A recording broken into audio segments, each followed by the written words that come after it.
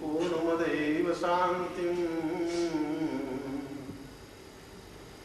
ज्ञानं वदामि गुरुवं प्रणम्य आत्मानुरूपवदनं वर्णं प्रदीपं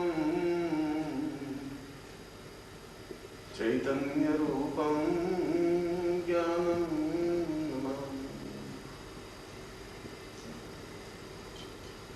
आज का ये दिवस ठीक उतना ही महत्व रखता है जितना गुरु पूर्णिमा का दिवस। और इस श्लोक में तो स्वयं गुरुदेव सच्चिदानंद जी ने एक अत्यंत महत्वपूर्ण बात कही है। बहुत कम सौभाग्यशाली व्यक्ति होते हैं जो अपने हृदय में गुरु को स्थापित कर पाते हैं। बहुत कम ही ऐसे व्यक्तित्व होते हैं जो अपने चिंतन से, अपने विचारों से, अपने मनन से, अपनी साधना से, अपने ध्यान से, अपनी धारणा से और कुंडलिनी जागरण के माध्यम से अथवा पूर्व जन्म के पुण्यों के प्रभाव से उस गुरुदेव को अपने हृदय में स्थापित कर पाते हैं, हृदय में स्थान दे पाते हैं, जिनके सामने संपूर्ण विश्व प्रणम्य होता है, नमन युक्त होता है।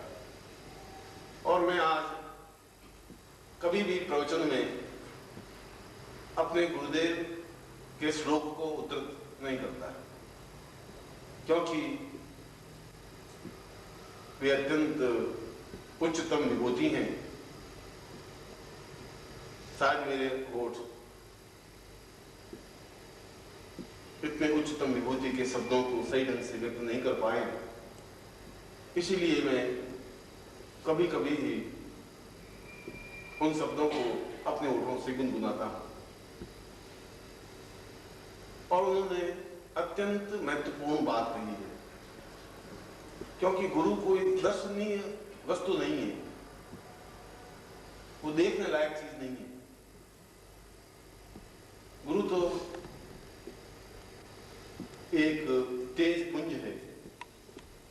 जिस प्रकार से सारा शरीर बहुत ही सुंदर है, बलिष्ठ है, ताकतवान है, क्षमतावान है, पौरुषवान है, धनवान है और ऐश्वर्यवान है, मगर इस शरीर का तभी तक महत्व है जब तक इस शरीर में प्राण है। और अगर प्राण नहीं है तो ये सारा शरीर व्यर्थ है। उसका ऐश्वर्य व्यर्थ है, उसका धन व्यर्थ है, उसकी तपस्या व्यर्थ है, उसका सौंदर्य व्यर्थ है। और जिस पर हम गर्व करते हैं, जिस पर हम इतराते हैं, अपने रूप पर, अपने यौवन पर, अपने सौंदर्य पर, अपने धन पर, अपने अहंकार पर, वह सब कुछ संसार में जाकर के मिल जाता है, इसलिए कि उसमें प्राण तत्व नहीं होते। और यह जीवन भी बिना गुरु के ठीक वैसा ही है जिस प्रकार से एक देह बिना प्राण के होती है। जिंदा तो रहते हैं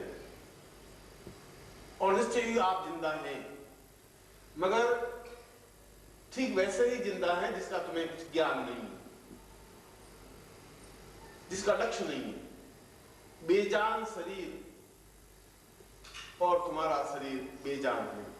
जिसमें प्राणस चेतना नहीं है, हृदय तो धड़कता है, जिसमें उमंग नहीं है, उत्साह नहीं है, उछाह नहीं है, एक तरंग नहीं है, एक लहर नहीं है।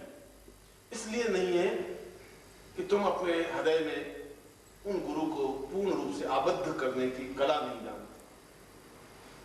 वह एक मामूली व्यक्ति तो नहीं, मैं उस श्लोक को ही समझा रहा हूं अभी तक। वह कोई ऐसी चीज तो नहीं है कि जिसे प्यार किया जा सके, वह ऐसी चीज भी नहीं है जिसको देखा जा सके, और वह ऐसी चीज भी नहीं है कि उसको हम अपनी बाहों में समेट सकें। वह तो पूरे हृदय में उतारने योग्य है। प्राणों को देखा नहीं जा सकता, किसी ने अभी तक प्राण देखे नहीं, प्राण तत्व को देखा नहीं गया, प्राण तत्व को सूंघा भी नहीं गया, प्राण तत्व को स्पर्श भी नहीं किया गया, मगर उसका मूल्य और महत्व हमें मालूम है कि बिना प्राण तत्व के जीवन स्पंदन युक्त तो नहीं होता है, वह संसांगित होता है। और हम जब तक ये बात नहीं समझेंगे तब तक हम गतिशील हैं, हम चलते हैं। कभी धन के पीछे पागल हैं, कभी पत्नी के पीछे पागल हैं, कभी ऐश्वर्य के पीछे पागल हैं, कभी रूप और यौवन के पीछे पागल हैं, अपनी नौकरी के पीछे पागल हैं, व्यापार के पीछे हैं, और अपनी लाश को अपने कंधों पर ढोए हुए भाग रहे हैं। हमारा लाश हमारे कंधों पर और हम चल रहे हैं, चल रहे हैं शमशान की ओर। उसमें और आप में इतनी अंतर है, उस मुर्दा शरीर को 4 आदमी ढोकर के पहुंचाते हैं और आप अपनी लाश को अपने कंधों पे ढोके ढो रहे हैं। उसमें आप में अंतर नहीं है। अंतर आ सकता है यदि आप अपने अंदर उस प्राण तत्व को जागृत कर सकें, उस चेतना को जागृत कर सकें, उस गुरु को अपने हृदय में स्थापित कर सकें।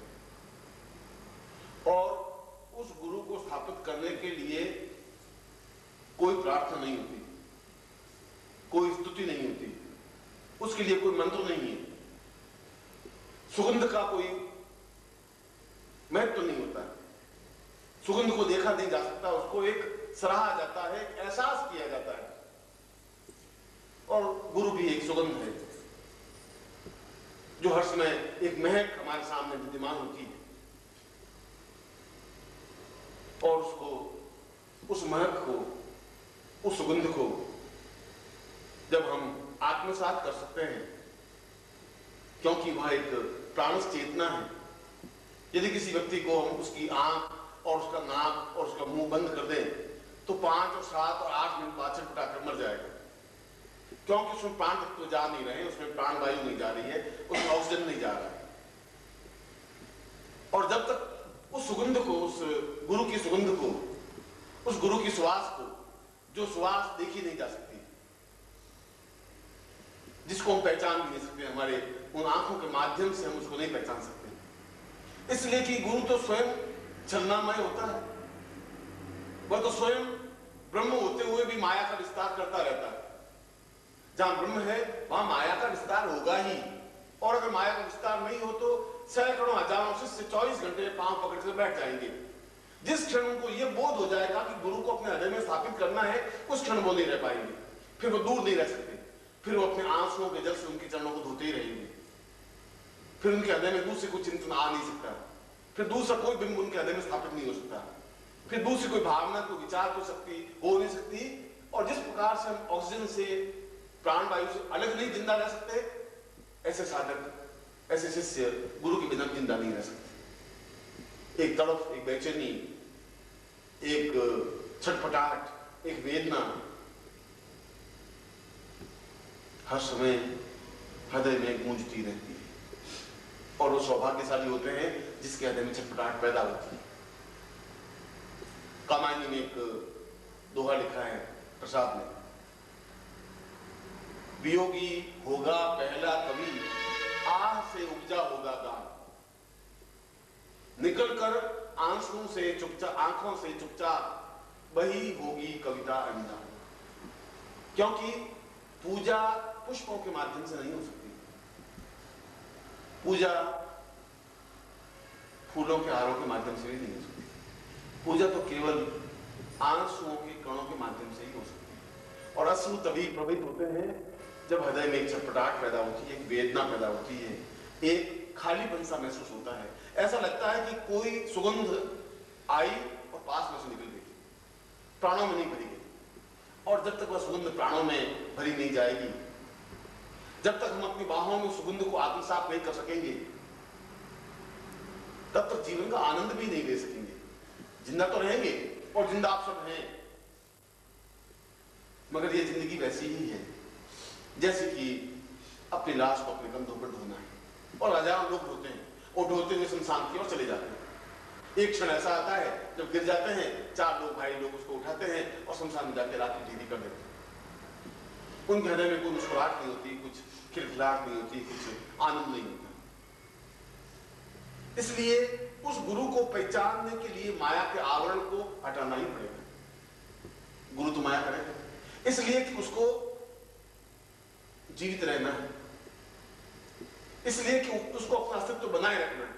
आप कल्पना करिए कि अगर 5 लाख मेरे सन्यासी शिष्य, अगर मैं उनको आज्ञा दे दूं कि नहीं तुम जोधपुर आ सकते हो, तो तुम कल्पना कर सकते हो कि मेरी हालत क्या होगी। वो चारों तरफ से पांवों को एक क्षण के लिए अलग नहीं हो पाते, भिगो देते हैं आंसुओं से अपनी पांवों को, रोने लग जाते हैं, सुबकियां लेने लग जाते हैं, सिसकियां लेने लग जाते हैं, भाव विपन्न हो जाते हैं, एक क्षण भी जुदाई सहन नहीं कर पाते, बस उस कठोर नियम से बंधे हुए हैं कि नहीं तुम्हें नहीं आना है। बलदेव की जय, बलदेव की जय।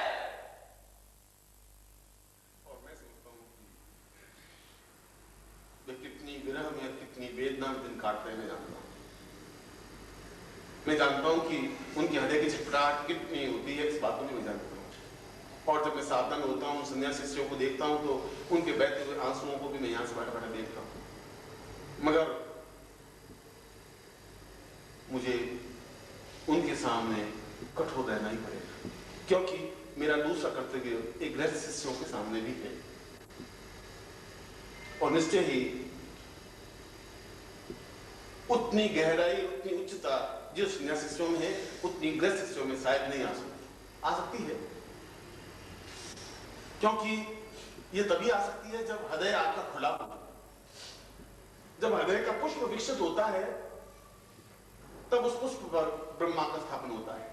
विष्णु की नाभि से कमल निकला, कमल विकसित हुआ और उसमें ब्रह्मा स्थापित हुए। और गुरु को साक्षात ब्रह्मा का है, गुरु ब्रह्मा, गुरु विष्णु, गुरुदेव। और तुम्हारा हृदय का कमल विकसित होगा तभी तो गुरु स्थापित हो पाएगा। तुम्हारे हृदय के दरवाजे खुले ही नहीं होंगे तो गुरु कहां से आएंगे। तुम्हारे हृदय का कमल विकसित कर ही नहीं सकते तुम, तो गुरु उसमें कहां स्थापित हो पाएंगे। जो तुम्हारे हृदय में छटपटाहट ही नहीं है, वेदना ही नहीं है, तो गुरु केवल तुम देख करके चले जा सकते और फिर उस माया में आबद्ध हो जाओगे जिस माया से तुम लौट करके आते हैं। और मैं जानता हूं कि तुम माया में आबद्ध हो जाओगे, और मैं खड़ा खड़ा तुम्हें देखता रहता हूं। इसलिए देखता रहता हूं कि अगर इनको उतनी छटपटाहट, उतनी वेदना हुई तो ये नहीं रह पाएंगे, और मैं तुम्हारे आंसुओं को भी नहीं देख सकता। इसलिए कभी मैं बालकों के साथ बालक की तरह बन जाता हूं, वृद्धों के साथ वृद्ध की तरह बन जाता हूं, शिष्यों के साथ गुरु की तरह बन जाता हूं, मित्रों के साथ मित्र की तरह बन जाता हूं, परिवार के साथ परिवार का स्वजन की तरह बन जाता हूं, और एक पुत्र के साथ पिता की तरह बन जाता हूं। सैकड़ों रूप मुझे धारण करने पड़ते हैं, और प्रत्येक एहसास ये करता है कि ये केवल मेरा ही है। आप मेरे किसी पुत्र को पूछ लीजिए, वो कहता है कि सबसे ज्यादा मुझे ही प्यार करते हैं। आप मेरे किसी शिष्य को पूछ लीजिए, वो कहेगा सबसे ज्यादा प्यार मुझे करते हैं। मुझे गुरुदेव की जय, गुरुदेव की जय। तो प्यार तो खुदा मैं कर रहा हूं, ये तो मैं बांट रहा हूं, ये देने की क्रिया तो मेरी तरफ से है। आपकी तरफ से मुझे क्या मिल रहा है? आपकी तरफ से मुझे मिलने चाहिए एक वेदना, एक उच्छ्वास, एक छटपटाहट, एक बेचैनी, ऐसी बेचैनी कि गुरु के बिना हम रह नहीं सके। और जब मैं इस श्लोक को बोलता हूं तो एकदम से मेरी आंखों में एकदम से बहुत मुश्किल से मैं आंसुओं को रोक पाता हूं। मैं सोचता हूं कि वो क्षण मेरे कितने सार्थक और मूल्यवान होते हैं जब मैं अपने गुरु के सामने बैठा होता हूं। केवल वे क्षण मेरे जीवन के हैं, बाकी क्षण तो मेरे कर्तव्य के हैं, सन्यासी शिष्यों के लिए भी और गृहस्थ शिष्यों के लिए। अभी मैं पादुका पूजन आपके सामने करवा रहा हूं, 2 घंटे बाद मुझे सन्यासी शिष्यों के बीच में जाना ही पड़ेगा, सूक्ष्म प्राणों के लिए। और वे कहते हैं कि ये क्या है, 3 घंटे आप दिन से आए, हमने क्या अपराध किया है। तुम उनके आंसुओं को नहीं समझ पाओगे, तुम उनकी भाषाओं को समझ नहीं पाओगे, तुम उनकी छटपटाहट को, उनकी वेदनाओं को समझ नहीं पाओगे, उन साधिकाओं, शिष्याओं के महत्व मूल्य को भी तुम नहीं समझ पाओगे। मगर ऐसी तरफ तुम्हें पैदा हो, और ऐसा नहीं होता तब गुरु पादुका पूजन का एक प्रयोग रखा कि तुम अपने घर में और तुम अपने हृदय में गुरु को स्थापित नहीं कर सकते तो कम से कम घर में उस गुरु के चरणों को स्थापन करो। शायद इसके द्वारा तुम्हारे गुरु तुम्हारे घर आ सके। कभी यह चरण जाएंगे तो हो सकता है कभी गुरु सशरीर भी आ जाए, इसलिए आगे इन चरणों को भेजा जाता है। ये पादुका स्थापन होगी तो एक भक्ति, एक विफलता, एक बेचैनी, एक छटपटाहट, कुछ क्षण अंतरंगता के आ पाएंगे। कुछ क्षण ऐसे होंगे जब हम केवल गुरु से ही बात कर पाते हैं। चाहे 1000 मील का डिफरेंस होता है, डिफरेंस अपने आप में एक दूरी, गैप कोई महत्व नहीं रखता। ऐसा हो सकता है कि हम आंखों में खोए हुए हैं, सामने गुरु का चित्र है, हम बात कर रहे हैं, वो जवाब दे रहे हैं, 4 घंटे बीत जाते हैं, 6 घंटे बीत जाते हैं, कुछ पता ही नहीं चलता। वह जिंदगी का महत्व तो मूल्य वही है, और उस आनंद की उपलब्धि वही अनुभव कर सकता है जो उस आनंद में जी सकता है। नाली का कीड़ा गुलाब की सुगंध को एहसास नहीं कर सकता। नाली के कीड़े को ये महत्व तो नहीं है कि गुलाब का पौधा, गुलाब का फूल कितना मूल्यवान है, कितना सुगंधमय है, उस सुगंध को वो एहसास नहीं कर सकता। जो अपनी बाहों में सुगंध को भर सकता है वह सुगंध को एहसास भी कर सकता है। और शायद जितना मैं बांटता हूं तुम्हें प्यार, उसका 100 भी मुझे वापस तुमसे नहीं मिल पाता, क्योंकि तुम अपने कर्मों से बंधे हुए हो, अपने जीवन के चिंतन से बंधे हो। फिर मैं तुम्हें आवाज देता हूं, कभी पत्र के द्वारा, कभी शिविर के द्वारा, कभी साधनों के द्वारा, कभी पत्रिका के माध्यम से, फिर तुम दौड़ जाते हो। फिर मैं तुम्हें अपने सीने से लगाता हूं, अपने पास बैठाता हूं, और जिस प्रकृति के हो उसी ढंग से तुमसे बात करता हूं, और एक उदास चेहरा तुम लेके आते हो, मैं बहुत मुस्कुराता हुआ चेहरा देकर तुम्हें भेजता हूं, क्योंकि उस क्षणों में कुछ क्षण मेरे सुगंधमय क्षण तुम्हारे प्राप्त हो जाते हैं, और उन कुछ क्षणों की वजह से तुम्हारा चेहरा प्रफुल्लित हो जाता है, खिल जाता है, मुस्कुराहट से भर जाता है। ऐसा लगता है कि कुछ सुगंध हमारे पूरे तन मन में, रोम रोम में भर गई है। अगर इतने क्षणों में इतना मूल्यवान और इतना प्रसन्नता, इतनी आह्लाद, इतनी खुशी और इतनी आनंद तुम्हें प्राप्त हो सकता है, तो एक हृदय में स्थापन करने के बाद तुम्हारा जीवन कितना बदल जाएगा, कितना आनंद में अपने आप में भीग जाओगे, अपने आप में कितने भाग्यवान हो जाओगे, तुम्हारा स्तर कितना ऊंचा उठ जाएगा, तुम्हें कल्पना कर सकते। इसीलिए गुरु पादुका पूजन का एक दिवस रखा, इसलिए कि तुम में शायद क्षमता नहीं हो गुरु को अपने घर में बुलाने की, क्योंकि वह गुरु अगर तुम्हारे घर में आया ही नहीं तो वह घर ही शमशान है जहां तुम रहते, क्योंकि तुम्हारा अंतिम गंतव्य शमशान है। और मैं तुम्हें कहता हूं कि वो रास्ता तुम्हारा नहीं है, शमशान की ओर जाने का रास्ता नहीं है, अमृत की ओर जाने का रास्ता है, प्राणों की ओर जाने का रास्ता है, जिंदगी की धड़कनों को सुनने का रास्ता है, आह्लाद, खुशी और प्रसन्नता का रास्ता है। और मैं प्रत्येक को प्रसन्नता, खुशियां ही बांटता हूं, और बदले में तुम्हारी पीड़ाएं झेलता हूं, तुम्हारी परेशानियां झेलता हूं, तुम्हारे दुखों को सुनता हूं, तुम्हारे दर्द को एहसास करता हूं, और अपनी तरफ से खुशियां तुम्हें बांटता हूं। ये देने और लेने की क्रिया है। तुम मुझे देते हो अपनी परेशानियां, अपनी बाधाएं, अपने कष्ट, अपनी चिंताएं, अपनी समस्याएं, और मैं उनको जैसे भगवान शिव उस जहर को बराबर पी करके कंठ में बैठे रहे, मैं तुम्हारे उन सारे दर्दों को बैठा बैठा पीता जाता हूं, और अपनी तरफ से तुम्हें प्रेम, आनंद, खुशी और तपस्या के अंश प्रवाहित करता है। इसलिए कि तुम मेरे हो, इसलिए कि तुम मेरे प्राणों की एक धड़कन हो, एक चेतना हो, मेरे प्राणों का स्पंदन हो। मगर प्राणों का स्पंदन होना अलग है, अपने शरीर में उन प्राणों को स्थापित करना बिल्कुल एक अलग चीज है। ये गुरु पादुका पूजन का मतलब ही नहीं कि आज तुम पादुकाओं को ले जाकर अपने घर में स्थापित कर सको और उस क्षण की इंतजार कर सको, उस क्षण की प्रतीक्षा कर सको, उस प्रतीक्षा को अपने पास बुला सको कि गुरु तुम्हारे घर आए, तुम्हारा आतिथ्य स्वीकार करे, सब शरीर तुम्हारे घर में हो। शायद उससे ज्यादा सौभाग्यशाली कोई दिन नहीं होता। बलदेव की जय, बलदेव की जय। और उससे भी ज्यादा सौभाग्यशाली दिन होता है जब तुम अपना हृदय विकसित कर सको, हृदय के कमल को खोल सको, और उस कमल पर उस गुरु की चेतना को, उस ज्ञान को, उस सुगंध को, उस ब्रह्म को स्थापित कर सको। उसके लिए उम्र कोई बाधक नहीं बनती, उसके लिए जाति, रंग, भेद कुछ बाधक नहीं बनता है, उसके लिए देश, काल, पात्र कोई महत्व मूल्य नहीं रखता। वह तो एक प्राण तत्व है, वह तो जीवन की चेतना है। और निश्चय ही मेरे सौभाग्य से तुम्हारा सौभाग्य ज्यादा मूल्यवान और सुंदर है, इस बात की मैं गारंटी के साथ कह सकता हूं, क्योंकि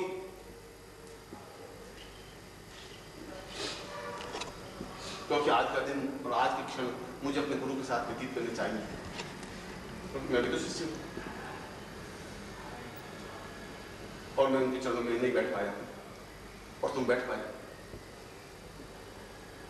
तुम्हारे सौभाग्य के क्षण मुझसे ज्यादा मूल्यवान है। और उसके बाद मेरा उत्तरदायित्व है तुम्हारे से जाने के बाद अपने परिवार के प्रति और परिवार के बाद उन सीनियर शिष्यों के प्रति पूरी रात मुझे सीनियर शिष्यों के साथ व्यतीत करनी पड़ेगी। फिर भी उनकी चिकाट कम नहीं होगी, फिर भी वे शिष्य हैं, वो शिष्य उतनी विवरता के साथ आके लिपट जाते हैं जैसे एक बेल पेड़ से लिपट करके अपने आप को सुरक्षित महसूस कर लेते हैं। बस समझ लेती है कि अब मेरा अस्तित्व उस पेड़ से है, मैंने अपने आप को लपेट लिया है उस पेड़ में। अब ये पेड़ की इच्छा है कि मुझे किस प्रकार से रखे। जब तुम अपने आप को समर्पित कर सकोगे तभी तो मैं आपके साथ कर सकूंगा। तुम अपने आप को रोक सकोगे, कैसे आपके साथ होगा। और जीवन तो बहुत छोटा सा है, जीवन तो बहुत जल्दी धूप की तरह अभी ढल जाएगा। और मैं बार बार मैं तुम्हें कई बार कहता हूं कि मेरा कोई भरोसा नहीं है कि मैं कब संन्यास वापस चला जाऊं। मैं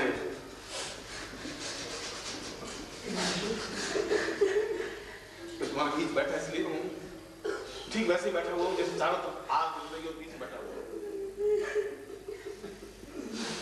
और उस तपते हुए रेगिस्तान इसलिए मुस्कान बिखेरता हूं कि मैं तुम्हारा दुख देख नहीं सकता, तुम्हारे चेहरे को उदास नहीं देख सकता।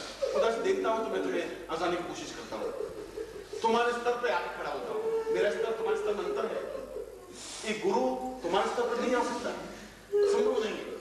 जहां योगी मेरे प्रवचन को सुनकर के उस गूढ़ अर्थ को नहीं समझ सकते, सिद्धाश्रम के समस्त योगी बैठ करके जब मेरे प्रवचन सुनते हैं तो वह उस अर्थ को समझने की बार बार कोशिश करते हैं। और वही गुरु एक छोटा सा व्यक्ति बनकर के तुम्हारे सामने एक मजाक करता है।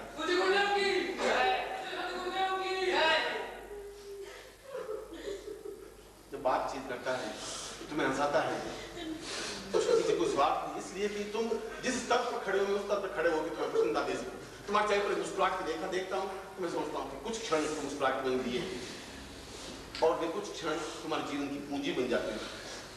इसलिए पूंजी बन जाते हैं कि उसके बाद जब तुम घर जाते हो तो वे क्षण बार बार तुम्हारे आंखों के सामने कौन थे, बार बार वे क्षण याद आते हैं कि मैं गुरु जी सामने ऐसा बैठा था, वे गुरु जी ने मुझे ऐसा कहा, फिर मैंने ऐसा जवाब दिया, फिर मुझे ऐसा मजाक किया, फिर ऐसा किया, ऐसा किया, ऐसा चार घंटे बीते तुम्हें पता ही नहीं पड़ता, क्योंकि वे क्षण तुम्हारी पूंजी है। वे कुछ क्षण अगर तुम्हारे जीवन की पूरे जीवन की पूंजी बन जाते हैं तो अगर गुरु को अपने हृदय में स्थापित कर दे तो जीवन कितना पूंजीवान, कितना महत्वपूर्ण, कितना मूल्यवान बन जाएगा ये कल्पना। और मैंने तुम्हें मेरे गुरुदेव की आज्ञा है, मुझे तो उस आज्ञा का पालन करना ही। मैं तो उनकी आज्ञा का उल्लंघन सोच भी नहीं सकता, करने की तो बहुत दूर की बात है। और उन्होंने कहा है कि तुम्हें ये कार्य करना ही है और मुझे करना ही है। यद्यपि विरह तो जितना तुम्हें व्यथित करता है उतना मुझे व्यथित करता है।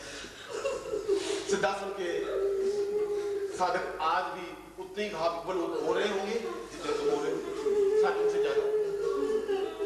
और ऐसा हो सकता है कि वे तुम्हारे भाग्य से ईर्ष्या कर रहे हो कि गुरु जी उनके पास बैठे हैं, उनके प्रवचन कर रहे हैं और हम इतने दूर से टुकड़ों को देख रहे हैं, उनके चरणों को स्पर्श नहीं कर पा रहे, उनसे आत्मसात नहीं कर, उनके बाहों में नीच नहीं पाते।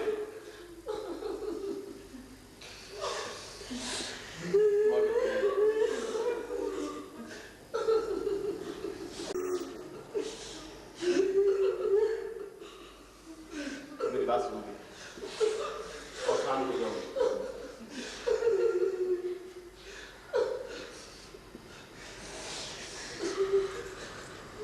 मैं कुछ क्षण और तुम्हारे लूंगा, कुछ क्षण और बात करूंगा और मैं तुम्हें कहता हूं कि मेरा जीवन और मेरा जन्म कोई घटना नहीं है, एक बहुत प्रकृति का सोचा समझा हुआ स्वरूप। प्रकृति ने बहुत सोच समझ करके मुझे जन्म दिया। प्रकृति के द्वारा कुछ कार्य मेरे द्वारा करवाने हैं और मैं उस बुद्ध के बाद एक विशेष संदेश देकर तुम लोगों के बीच में एक विशेष चेतना जागृत करने के लिए पैदा हुआ।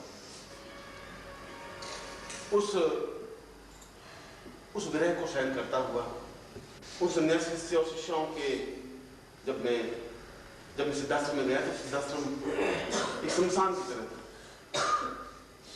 सन्यासी साधना कर रहे हैं, आंखें बंद की बैठ, कोई चहल पहल नहीं, कोई हंसी नहीं, कोई खिलखिलाहट नहीं, ऐसा नहीं, ऐसा नहीं चलेगा। और मैं पहला व्यक्ति था जब मैंने कहा कि ये ऐसा सिद्धाश्रम नहीं चल सकता है। इस सिद्धाश्रम में कुछ खिलवाड़ होना चाहिए, कुछ मस्ती होनी चाहिए, कुछ उमंग होनी चाहिए, कुछ उत्साह होना चाहिए, क्योंकि एक धारदार व्यक्तित्व ही असंभव कार्य कर सकता है। और वहां के शिष्य आज भी एक एक पल इंतजार करते रहते हैं कि कब निकले स्वामी आए, कब हम जहां पांव रखते हैं उनके चरणों को लेकर उस माटी को चंदन लगा इंतजार करते रहते हैं। और वो कई बार कहते हैं कि आपके रास्ते बताते तो हमारी आंखों में झाइयां पड़ने लगी, आंखों की ज्योति कमजोर होने लगी, नंबर माँ कब आए, कैसा होगा। मुझे तो वे उच्च कोटि के योगी इतने प्रिय हैं, उनको ब्रह्म का उपदेश देते हुए और साक्षात्कार कराते हुए भी मुझे तो दूसरे रूप में उन सन्यासी शिष्यों को भी उच्च कोटि की साधनाएं सिखानी पड़ती है, अपना एक प्रखर और धारदार रूप उनके सामने रखना पड़ता है। और ब्रह्म शिष्यों के बीच में भी मैं अपने संदेश को, अपने जीवन की चेतना को देने की कोशिश करता हूँ। और बालकों के बीच बिल्कुल बालकों की बात नहीं समझ पाए तो तुम्हारी बात, एहसास नहीं कर सके, ब्रह्म को कोई मान नहीं पाया, ब्रह्म को कुछ समझ भी नहीं पाया। और मैं ठीक कह रहा हूं कि तुम मुझे समझ भी नहीं पाओगे। जिस दिन मैं चला जाऊंगा उस दिन तुम्हारे हिस्से में आंसू के अलावा कुछ बाकी नहीं रहेगा। तुम घर जाकर के एक क्षण भी मुझसे जुदाई सहन नहीं कर सकते, एक क्षण भी मुझसे अलग नहीं रह सकते, क्योंकि तुम्हारी मेरी सुगंध को तुमने सूंघा है, मेरी सुगंध तुम्हारे प्राणों में भरी है। 2 दिन से, 2 महीने से, 2 साल भी से तुमने एक अपूर्व सुगंध, उस अपूर्व आनंद को एहसास किया है, आत्मसात किया है। और उस सुगंध को जो अपने आप में एक ब्रह्ममय सुगंध है, साधारण मनुष्य की गंध नहीं है, साधारण जीव का कोई एक क्षण नहीं है। जो मेरे साथ क्षण व्यतीत किए हैं वो एक पूर्णता के क्षण है, एक ब्रह्म के क्षण है, एक ईश्वर के क्षण है। ईश्वर खुद अपने आप में कोई हवा बन के नहीं आता, कोई न कोई आकृति उसको लेनी ही पड़ती है।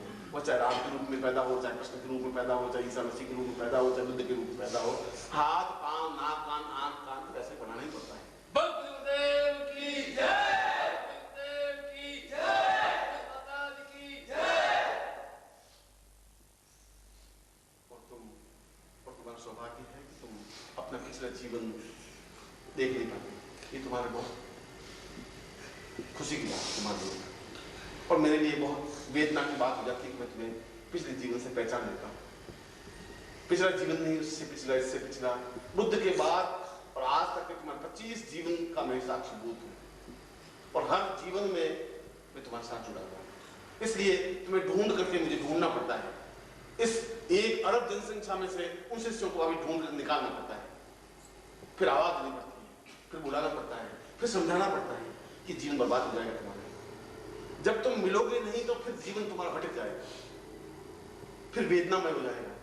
ये सुगंध तो आज है तुम्हारे सामने, ये पास में से बह जाएगी, निकल जाएगी। इस दुर्गंधमय जीवन में तुम्हें जीना पड़ेगा मजबूरी होकर के, क्योंकि चारों तरफ लोभ, लालच, व्यभिचार, असत्य और इसकी दुर्गंध के बीच में तुम्हें सांस लेनी पड़ती है, और उस सांस को लेने के लिए तुम्हें फिर मजबूर होना पड़ेगा।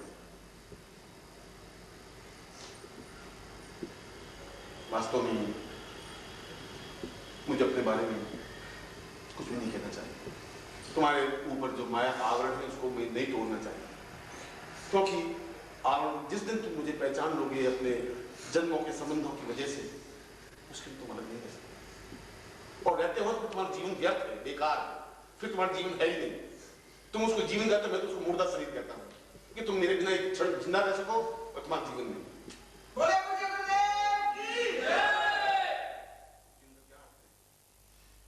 मुर्दा शरीर को कितने समय तक पा सकेंगे? घंटे, 2 घंटे, 4 घंटे, 6 घंटे।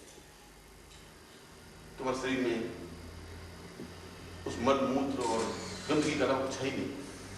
मैं उसमें प्राण देने की कोशिश करता हूँ, मैं उसमें चेतना देने की कोशिश करता हूँ, और मेरे जीवन का एक एक पल तनाव में बीतता है।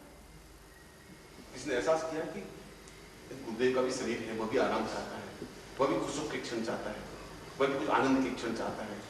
इस शरीर को और ज्यादा समय तक जिंदा रखने के लिए कुछ खिलखिलाहट, कुछ मुस्कुराहट, कुछ प्रसन्नता देनी चाहिए। ऐसे नहीं सोच पाते आप, क्योंकि तुम्हारे मेरे देने की क्रियाएं अलग है। मैं मुस्कुराहट बांटता हूँ, तुम अपनी तकलीफें मुझे देते हो। मैं तुम्हें हंसी देता हूँ, तुम अपने दुख मुझे दे देते हो। जब भी मिलते हो अपनी परेशानी बताते हो, और मैं उन तुम्हारे जहर को आराम से पीता रहता हूँ, मुस्कुराता रहता हूँ, और फिर अपनी प्रेम की वाणी से, अपने मधुरी की वाणी से, अपने आनंद की वाणी से तुम्हें समझाता हूँ। फिर तुम्हें अपने हृदय के पास बुलाता हूँ, फिर तुम्हें अपने से परिचय करवाने की कोशिश करता हूँ, फिर तुम भटक जाते हो, फिर मेरी उंगली छोड़ देते हो, फिर मैं तुम्हें आवाज देता हूँ, और पूरा जीवन ऐसा बीत जाता है। ये दिन इस बात को एहसास करने का है कि तुम्हारे मेरे संबंध शरीर के संबंध नहीं, प्राणों के संबंध, आत्मा के संबंध, जिंदगी और जीवंतता के संबंध। और अगर वैसा नहीं तो तुम्हारा शरीर ठीक वैसा ही है जैसे पशुओं का शरीर है, गाय भैंसों का शरीर है, पड़ोस में रहने वाले लोगों का शरीर है। तुम मेरे उसमें कोई अंतर नहीं, क्योंकि वह शरीर भी समाप्त होने वाला है। आज नहीं तो 10 साल बाद, 10 साल, 20 साल, तुम्हारे पिता चले गए, तुम्हारे दादा चले गए, तुम्हारे परदादा चले गए, तुम्हारी पीढ़ियां चली गई, तुम चले जाओगे। उस चेहरे को मुस्कुराहट नहीं ला सकोगे, उस आनंद को देख नहीं पाओगे। और ये तुम्हारा सौभाग्य है कि तुम्हारी जिंदगी में एक व्यक्तित्व है जिसको तुम पहचान सकते हो। तुम्हारे पिता की जिंदगी में शायद वो जिंदगी नहीं होगी। तुम्हारे सौभाग्य है कि तुम्हारे आसपास वह व्यक्तित्व पर्सनैलिटी है जिसको तुम देख सकते हो, एहसास कर सकते हो, उनके पास बैठ सकते हो, मधुरता दे सकते हो। उसके बाद भी तुम गंगा के किनारे बैठ करके प्यासे रह जाओ तो इसमें गंगा का कोई दोष नहीं। अब सूर्य की धूप में भी तुम देख आंखें बंद करके बैठ जाओ, इसमें सूर्य का कोई दोष नहीं। उस सुगंध बैठते हुए सुगंध में तुम आंख और नाक बंद करके बैठ जाओ, तुम सुगंध क्या करेगा? और मेरे बैठे हुए भी तुम मुझे पहचान नहीं पाओगे, तो मेरा कोई दोस्त नहीं। मैं क्या कर सकता हूँ? मैं तुम्हें समझा सकता हूँ, मैं तुम्हें चोट पहुंचा सकता हूँ, मैं तुम्हारे हृदय पर दस्तक कर सकता हूँ, आवाज दे सकता हूँ। दरवाजे खोलना तुम्हारा काम। अब तुम मजबूरी से दिल के दरवाजे बंद ही कर दोगे तो जिंदगी अंतिम क्षण तक दस्तक देता रहूंगा, हर बार आवाज देता रहूंगा, क्योंकि तुम्हारा मेरा संबंध है, इसको तुम भुला भी नहीं सकते, मिटा भी नहीं सकते। मगर ऐसा कब तक चलेगा? कब ऐसा क्षण आएगा जब तुम्हारी आंखों में आंसू चल आएंगे? कब ऐसा क्षण आएगा जब तुम्हारा गला रुंध जाएगा? कब ऐसा क्षण आएंगे जब गुरु शब्द कहते हैं तुम्हारी आंखों के सामने गुरु नृत्य करने लग जाएंगे? ऐसा क्षण कब आएगा तुम्हारा? कब तुम आनंद में मग्न हो जाओगे? कब तुम नाचने लग जाओगे? कब खरीदने लग जाओगे? कब मस्ती में झूमने लग जाओगे? कब ऐसी शराब पियोगे जब तुम अपने आप में होश में नहीं रहोगे? वो क्षण कब आएगा तुम्हारा? कौन सी जीवन में आएगा?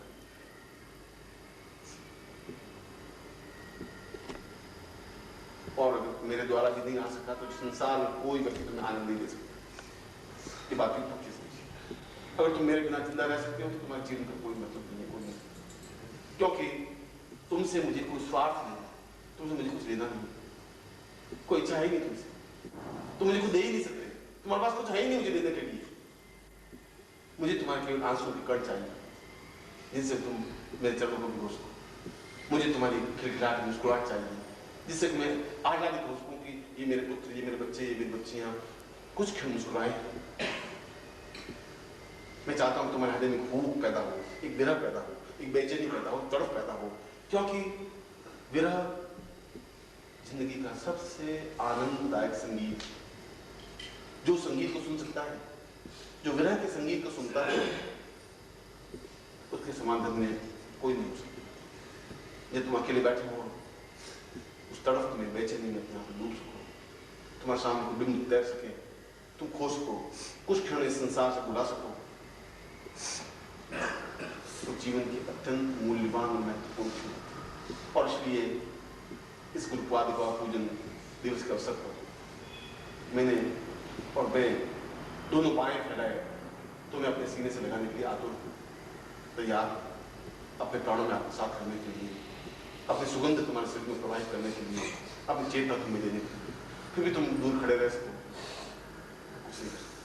मैं तुम्हें समझा सकता हूँ, मैं तुम्हें आवाज दे सकता हूँ, मैं तुम्हें अपने सीने से लगा सकता हूँ। जिंदगी मूल्यवान बन सकती, तुम जिंदगी में अपने गुरु को अपने हृदय में स्थापित कर सको और जिंदगी की बहुत कुछ क्षण गुरुओं के पास बीत सके। आंख बंद करके भी गुरु को अपने सामने कर सको, आंसू के जल कर उनके चरणों में समर्पित कर सको। वास्तव में तुम्हारे रूप पादुका पूजन में तुम्हें कहना है। वास्तव में तुम एहसास कर सकोगे कि कोई व्यक्तित्व है जो हजार हजार रंग लिए हुए, एक क्षण में कुछ और है, दूसरे क्षण जब देखते हैं तो फिर दूसरे ढंग का है, फिर तीसरे क्षण देखते हैं बिल्कुल तीसरे ढंग का है। ऑफिस में बैठा हुआ व्यक्ति बिल्कुल दूसरे ढंग का है, जो ऑफिस में वहां आवाज दे रहा है मशीन के पास बैठा होता है तो बिल्कुल दूसरा ही है, और जो प्रवचन दे रहा है वो दूसरा है, जो हमसे बात कर रहा है वो दूसरा है। एक व्यक्ति हजार जिंदगियां नहीं जी सकता,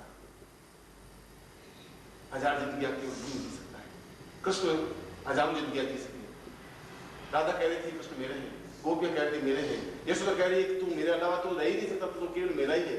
वासुदेव कह रहा है ये मेरा बेटा है, देवी कह रही है ये मेरा पुत्र है, कंस उसको याद कर रहा था, गोप वाले उसको याद कर रहे थे, अक्रूर याद कर रहे थे, उद्धव याद कर रहे थे, रुक्मिणी याद कर रही थी, सारा संसार, अर्जुन, भीम, नकुल, सहदेव, युधिष्ठिर सब उसको अपना आत्मा समझ रहे थे। हजार हजार रूपों में, हजार हजार क्षणों में हर व्यक्ति के साथ उसी रूप में था। अर्जुन के साथ युद्ध के रूप में था, राधा के साथ बहुत प्रेममय रूप में। राधा सोचती थी इसको प्रेम करना चाहता ही नहीं, अर्जुन सोचता था युद्ध के अलावा इसको चाहता ही नहीं। राधा उस युद्ध को नहीं देख पाती, अर्जुन उस प्रेम को भी नहीं देख पाता, क्योंकि कृष्ण अपने रूप को हजार रूप में बदल सकता था। गुरुदेव की जय, गुरुदेव की जय, गुरुदेव की जय।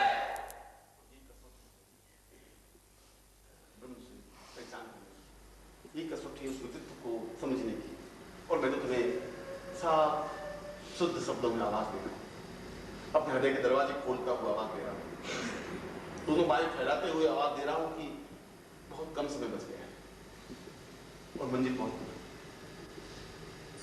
ऐसा नहीं हो तुम्हारे पांव थक जाए, ऐसा नहीं हो तुम्हारी पगडंडी बदल जाए, ऐसा नहीं हो कि तुम्हारे मेरे बीच में हाथ बदल दूरी रह जाए, पछताने का कुछ नहीं है। और मुझे विश्वास है घर जाने के बाद भी तुम मुझे भुला नहीं पाओगे, कोशिश करने के बावजूद भी तुम नहीं भुला सकते, अपने आप को सोच कर ही नहीं सकते। ये हो सकता है कि मजबूरियां प्रेम मुझे नहीं मिलने देती, ये हो सकता है कि तुम बार बार मुझे नहीं मिल सको, बस मजबूरियां हैं। और दुनिया में मर्द आदमी वो कहलाता है कि मजबूरियों को ठोकर मार करके आ सकता है, खड़ा हो सकता है, और मेरे से शिकायत नहीं हो सकती, बुज़दिल नहीं हो सकती, क्योंकि मैंने प्राणों का तेल पिला पिला कर जागृत किया है तुम्हें, अपनी पसंदता दे दे करके उस चेहरे पर विषाद पैदा किया है, और सारा आनंद तुम्हें देखकर सारे दुख को अपने चेहरे पर ढोया है। और ये मेरे कर्तव्य है, मैं तुम्हें सुख दूं, ये मेरा कर्तव्य है कि मैं तुम्हें आत्मीयता दूं, ये मेरा कर्तव्य है कि मैं तुम्हें प्रेम दूं, ये मेरा कर्तव्य है कि मैं तुम्हें अपने आप में समाहित करूं। और वास्तव में सौभाग्यशाली होते हैं जो मेरी सामीप्यता अनुभव कर सकते हैं, जो समीप आ सकते हैं, अपने हृदय में स्थापित कर सकते हैं। और गुरु पूर्णादि का पूजन के अवसर पर आज तो मैं अपनी पादुकाएं तुम्हारे घर भेज रहा हूं। अगर तुम्हें उतनी विपुलता होगी, उतनी बेचैनी होगी, उतनी तरस होगी, तो गुरु भी ससरी रहेगी, और बहुत क्षण भी आएगा कि तुम अपने हृदय में केवल केवल केवल महत्वपूर्ण को स्थापित कर सकोगे। मैं तो अपने गुरु से, सदगुरुदेव से प्रार्थना करता हूँ कि तुम्हें एक क्षण वो आए, तुम्हें विरह पैदा हो, एक बेचैनी पैदा हो, एक चपटाहट पैदा हो, एक आनंद के क्षण तुम्हारे पास आ सके, तुम झूम सको मस्ती में, तुम नाच सको, तुम थिरक सको, तुम मग्न हो सको, लेकिन ऐसा ही आशीर्वाद।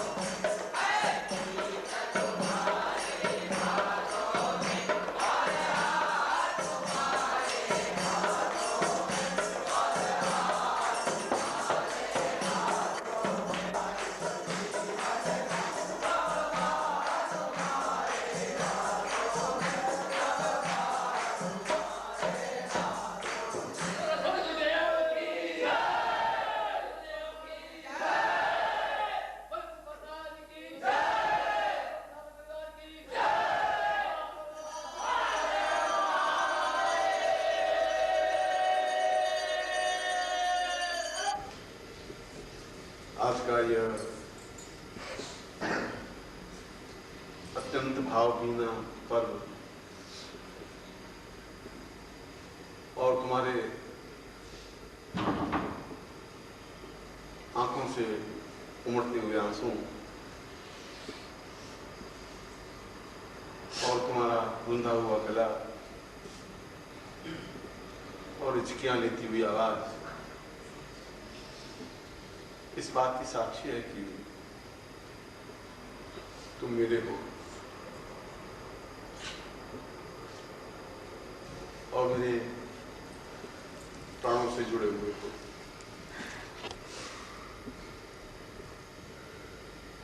जाने का या अलग होने का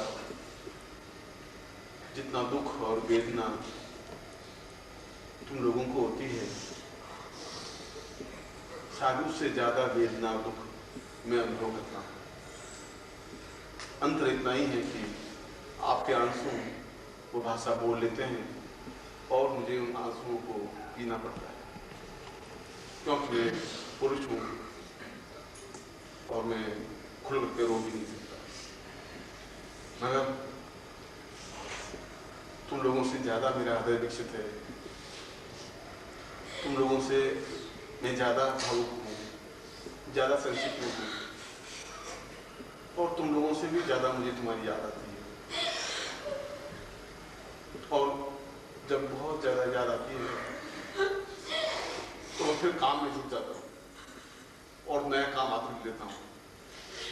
12 घंटे की जगह 14 घंटे 16 घंटे 18 घंटे काम करने लग जाता हूँ। कोशिश करता हूँ कि मैं काम में डूबा हो रहा हूँ, तुम लोगों की याद नहीं आती,